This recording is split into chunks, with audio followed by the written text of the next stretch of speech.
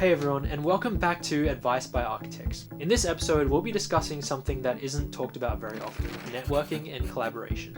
I think it's fair to say that the architecture industry, or any industry for that matter, wouldn't exist without collaboration. That being said, are we really learning how to work together when we're being thrown into group work at university? Given how important it is, should more time be spent discussing strategies and methods of working together before we actually start a project?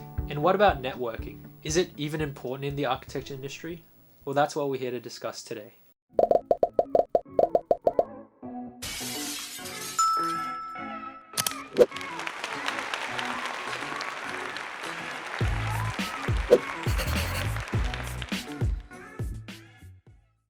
Working with creatives is one of the single most challenging and rewarding aspects of architecture, I suppose. If you asked me what was the one skill that all architects need to have, I would definitely suggest communication. To deliver a very good building, it's by nature a collaborative process.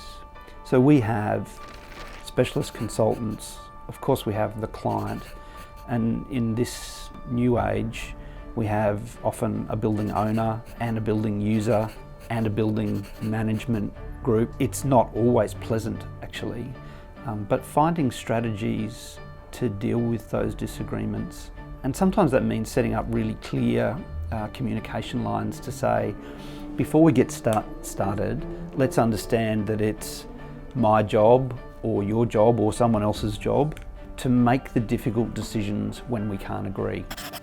Okay, we have another question directly from a master's student, and he said that he'd done every studio in his bachelor's by himself, but is currently struggling to work on group projects.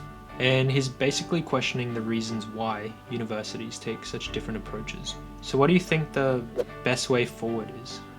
I think that a mix of both will be the perfect solution, in that of course when you develop a design project individually, that is a moment in which you as a student are really working out your understanding of architecture and design, and you're also establishing a line and a method of working. At the same time, working in a group pushes you to share, critically observe other people's experiences and ideas.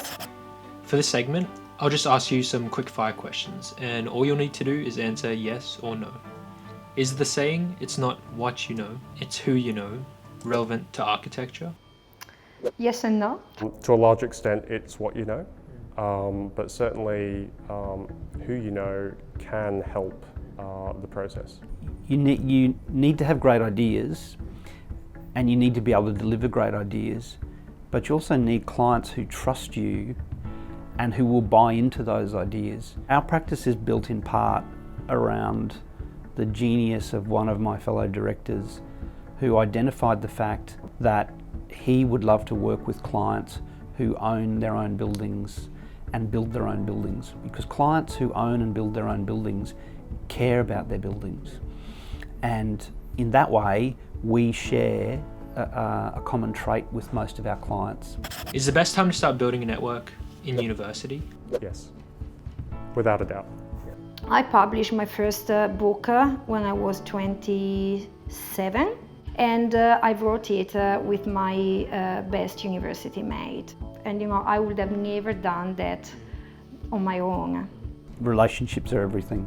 Is it ever too late to start building a network after graduating? It's never too late, of course. I may meet a client this week that could bring really wonderful outcomes for them and for us in the next 20 years.